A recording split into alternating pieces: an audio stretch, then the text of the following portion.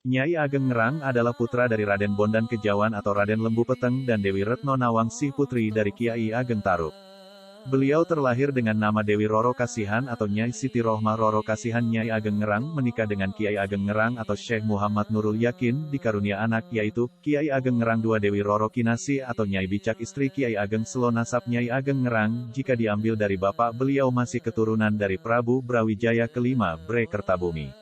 Dengan silsilah sebagai berikut, Prabu Brawijaya kelima Bre Kertabumi plus Dewi Wandan Kuning Raden Bondan Kejawan atau Raden Lembu Peteng Nyai Ageng Ngerang atau Dewi Roro Kasihan atau Nyai Siti Rohmah Roro Kasihan. Nasab Nyai Ageng Ngerang, jika diambil dari ibu beliau masih keturunan dari Rasulullah. Dengan silsilah sebagai berikut, Nabi Muhammad Rasulullah Sayyidah Fatimah Az-Zahra Ali bin Abi Thalib, binti Al-Imam Al-Husain bin Al-Imam Ali Zainal Abidin bin Al-Imam Muhammad Al-Bakir bin Al-Imam Jafar Sadiq bin Al-Imam Ali Al-Uraidi bin Al-Imam Muhammad An-Nakib bin Al-Imam Isa Ar-Rumi bin Al-Imam Ahmad Al-Muhajir bin As-Sayyid Ubaidillah bin As-Sayyid Alwi bin As-Sayyid Muhammad bin As-Sayyid Alwi bin As-Sayyid Ali Hali, Kasam bin As-Sayyid Muhammad Sahib Mirbat bin As-Sayyid Alwi Amil Fakih bin As-Sayyid Abdul Malik Azmatkan bin As-Sayyid Abdullah bin As-Sayyid Ahmad Jalaluddin bin As-Sayyid Husain Jamaluddin bin As-Sayyid Barakat Zainal Alam As-Sayyid Maulana Malik Ibrahim, Sunan Gresik As-Sayyid Ibrahim atau Kiai Ageng Tarub Dewi Retno Nawangsih Tau Syarifah Sufiyah Nyai Ageng Ngerang atau Dewi Roro Kasihan atau Nyai Siti Rohmah Roro Kasihan. Nyai Ageng Ngerang dimakamkan di Pedukuhan Ngerang Desa Tambakromo, Pati, Jawa Tengah, dari kota Pati ke arah selatan sekitar 17 km. Beliau dibesarkan dan dididik oleh ayahanda Raden Bondan Kejawan atau Kiai Ageng Tarub Anom. Guru-guru Nyai Ageng Ngerang Raden Bondan Kejawan atau Kiai Ageng Tarub II Kiai Ageng Tarub I Sunan Kalijaga Syekh Siti Jenar. Anak-anak Nyai Ageng Ngerang Kiai Ageng Ngerang II Dewi Roro Kinasi atau Nyai Bicak istri Kiai Ageng Selo. Menelusuri sejarah Mataram Islam maka pasti tersebut salah satu nama yaitu Kiai Ageng Getas Pendowo.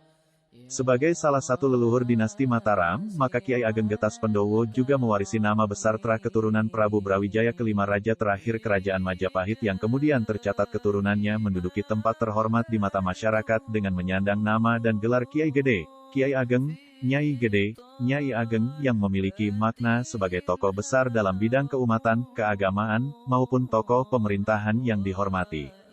Sebab dianggap memiliki kelebihan dan kemampuan dalam sifat-sifat keteladanan dan kepemimpinan dalam suatu wilayah. Menurut catatan dalam Babat Tanah Jawi, jika Prabu Brawijaya terakhir kali memiliki istri yang berjuluk Putri Wandan Kuning dan berputra Raden Bondan Kejawan, Arya Lembu Peteng yang merupakan murid sekaligus anak mantu dari Kiai Ageng Tarub. Sebab Arya Lembu Peteng menikah dengan putri Kiai Ageng Tarub yang bernama Dewi Nawangsih, dari ibu seorang putri yang bernama Dewi Nawangwulan. Dari perkawinan antara Raden Lembu Peteng dengan Dewi Nawangsih telah melahirkan 3 orang anak, salah satunya adalah Nyai Ageng Ngerang. Dengan demikian Nyai Ageng Ngerang merupakan cucu dari Prabu Brawijaya kelima dan juga cucu dari Kiai Ageng Tarub. Jika ditarik lagi ke atas dari kakeknya, yaitu Prabu Brawijaya merupakan Trah Rajasa yang berarti Ken Arok atau Sri Rajasa Batara Sang Amurwabumi yang merupakan pendiri kerajaan Singhasari yang memerintah pada tahun 1222 sampai tahun 1227. Sekaligus juga pendiri Wangsa Rajasa. Sehingga dalam darah Nyai Ageng Ngerang mengalir darah Wangsa Rajasa. Kakeknya dari pihak ibu yaitu Kiai Ageng Tarub menurut berbagai sumber merupakan keturunan dari Syekh Maulana Malik Ibrahim dan masih keturunan dari Nabi Muhammad SAW. Dalam kehidupan masyarakat Jawa kuno secara sosiologis dibagi menjadi 3 golongan yaitu Begawan, Bangsawan, dan Kawuladasih. Golongan Begawan adalah orang yang menjalankan hidup asketis dengan mengarungi laku batin. Adapun golongan bangsawan merupakan Trahing Kusuma Rembesing Madu yang di darahnya merupakan keturunan ningrat sehingga biasanya dalam hidupnya memiliki tekad dan pengabdian yang kokoh dalam hal kepemimpinan. Untuk tekad tersebut demi kedamaian negara dan dunia, mereka rela rawe-rawe rantas malang-malang putung, meski harus mengorbankan jiwa dan raga. Adapun golongan Kawuladasih adalah golongan rakyat dengan berbagai profesi sehari-hari yang berjalan secara berkesinambungan sehingga terwujudlah negara yang aman dan tenteram. Nyai Ageng Ngerang adalah seorang tokoh ulama wanita wali nukbah yang semasa dengan Dewan Wali Songo yang menyebarkan agama Islam di daerah Juwana dan daerah lereng pegunungan Kendeng Pati Selatan sampai akhir hayatnya dimakamkan di Pedukuhan Ngerang Desa Tambakromo, Pati, Jawa Tengah, Makamnya dari kota Pati ke arah selatan sekitar 17 km, Nyai Ageng Ngerang dilahirkan oleh sang ibu Dewi Nawangsih di Padepokan Tarub daerah Purwodadi. Diasuh dan dibimbing oleh kedua orang tuanya di Padepokan Tarub. Dari semenjak kecil, dia sudah belajar agama dengan tekun. Dikisahkan ia sempat belajar dan berguru pada Sunan Kalijaga yang sering datang ke Padepokan Tarub. Menginjak dewasa Dewi Roro Kasihan menikah dengan Raden Ronggo Joyo atau lebih dikenal Kiai Ageng Ngerang Sunan Ngerang atau Syekh Muhammad Nurul Yakin ialah putra Ki Ageng Jabungtra Sunan Ngudung Ayah dari Sunan Kudus dan kemudian tinggal di Ngerang Juwana. Semenjak itulah ia terkenal dengan nama Nyai Ageng Ngerang. Ki Ageng Ngerang mendirikan padepokan pesantren di Ngerang Juwana dan muridnya datang dari berbagai daerah. Nyai Ageng Ngerang sendiri ikut membantu sang suami mengajar santri wanita. Dalam menciarkan agama Islam dilakukan dengan penuh kebijaksanaan, hati-hati dan penuh welas asih. Sebab masyarakat ada saat itu sudah memiliki keyakinan agama dan ajaran hidup yang sudah mapan dan terlembaga. Kehidupan masyarakat di sana telah mapan atas ajaran ilmu dari para pendahulu yang juga dikenang sangat linuwih. Keyakinan dan pedoman hidup masyarakat pada saat itu sudah sedemikian kuat. Struktur alam pegunungan telah menjadikan masyarakat sudah akrab dengan tanda-tanda alam. Keseimbangan hidup dengan habit sosial maupun dengan flora dan fauna sudah diketahui oleh masyarakat. Kepercayaan dengan hal-hal gaib tentu sudah sangat familiar dengan aktivitas kehidupan sehari-hari masyarakat.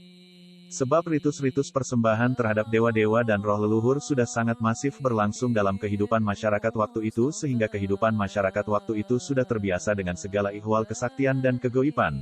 Dengan memperhatikan kondisi masyarakat yang demikian maka pada saat itu untuk dapat melakukan syiar tauhid dalam agama Islam bukan perkara yang mudah sebab masyarakat waktu itu sudah memiliki pedoman hidup yang mapan dan terlembaga. Syiar agama Islam jika tidak dilakukan dengan hati-hati, cermat dan bijaksana tentu akan mendapatkan perlawanan dari tokoh dan masyarakat setempat yang justru sangat merugikan dan tidak akan membuahkan hasil kemanfaatan. Namun nampaknya dengan melihat hasilnya kini Kiai Ageng Ngerang dan Nyai Ageng Ngerang waktu itu dianggap telah mampu secara tepat dan bijaksana melakukan syiar tauhid agama Islam. Konon dikisahkan ajaran Islam disiarkan dengan sangat tepat, penuh kasih sayang dan tanpa ada paksaan.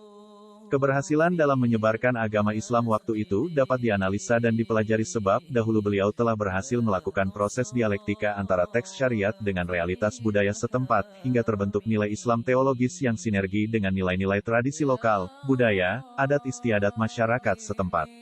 Sehingga tauhid Islam dapat diterima secara damai tanpa konflik oleh masyarakat setempat. Hal inilah yang selanjutnya terbingkai dalam kehidupan masyarakat yang toleran, harmonis, santun dan penuh kasih sayang. Beliau telah meninggalkan jejak wajah Islam yang rahmatan lil alamin pada masyarakat.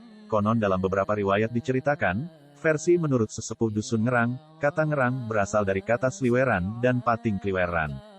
Ketika beliau berdakwah dan menempati dusun, banyak demit atau makhluk halus yang mondar-mandir atau sliweran atau pating sliweran. Demit tersebut mengganggu kehusuan beribadah warganya. Demit tersebut berhasil diusirnya, oleh karena itu dusun tersebut dinamakan Dusun Ngerang. Ki Ageng Ngerang dan Nyai Ageng Ngerang mempunyai kedekatan dengan Syekh Siti Jenar, ulama tarekat dan sufi. Kiai dan Nyai Ageng Ngerang pun juga pernah menuntut ilmu dari Syekh Siti Jenar. Karena pengaruh konflik politik kerajaan Demak dengan Syekh Siti Jenar, maka siapapun yang pernah dekat dengan Syekh Siti Jenar akan diburu prajurit kerajaan Demak. Maka demi keselamatan para santrinya Kiai Ageng Ngerang dan Nyai Ageng Ngerang meninggalkan padepokan Ngerang Juwana pergi ke arah selatan menyusuri lereng pegunungan Kendeng, dan kemudian membuka hutan untuk dijadikan tempat tinggal dan mendirikan padepokan untuk menyebarkan Islam di daerah lereng pegunungan Kendeng ini.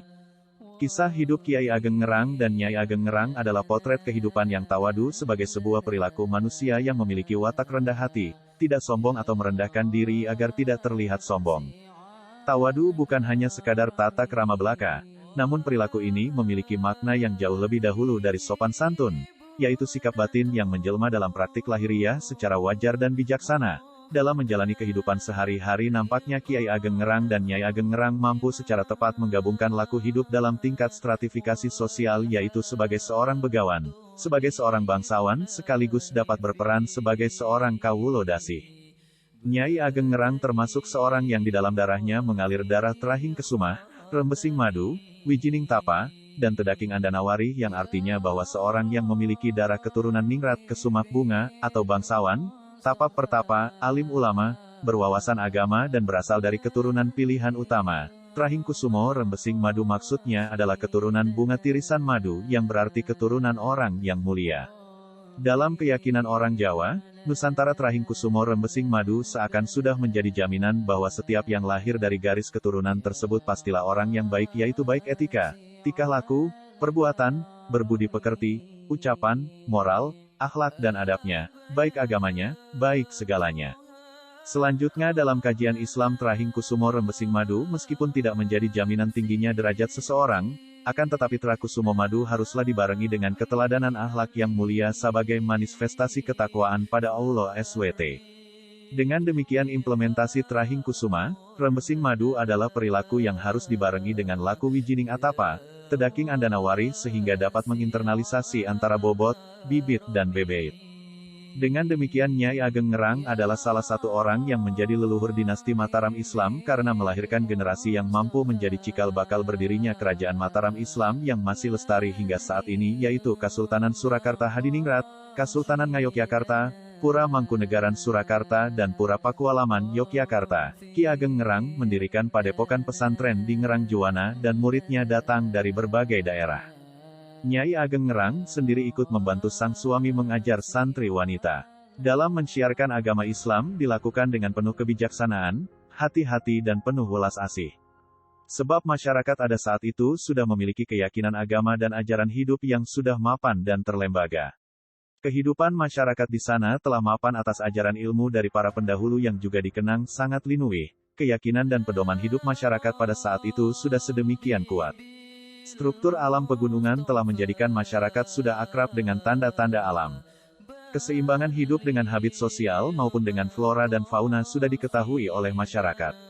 Kepercayaan dengan hal-hal gaib tentu sudah sangat familiar dengan aktivitas kehidupan sehari-hari masyarakat.